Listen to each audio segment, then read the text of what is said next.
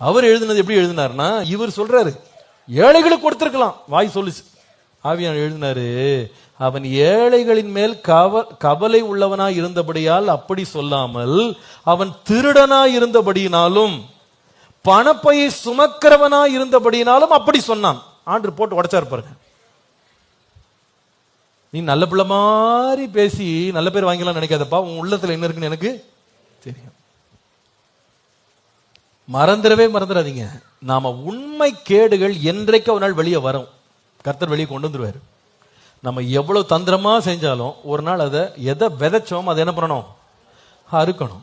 குழிய தோண்டவன் குழியில தான் விழுவான், அது நம்ம மாட்டிக்கிடுவோம். எது உண்மை பேசுனீங்கன்னா நாளை பத்தி கவலைப்பட வேண்டிய அவசியமே இல்லை. இந்த யூதாச பாருங்க, பொய் பேசி இதுல இருக்க வேதனை உங்களுக்கு என்னன்னு சொல்றேன். நாம உண்மை இல்லாத ஒரு வாழ்க்கைக்கு நம்மளை ஒப்பு கொடுத்துட்டோம்னா ஒரு நாள் நம்ம பிடிபடும் போது யாருமே நம்மளை காப்பாற்ற வரமாட்டாங்க, எல்லாருமே நம்மளை கைவிட்டுருவாங்க.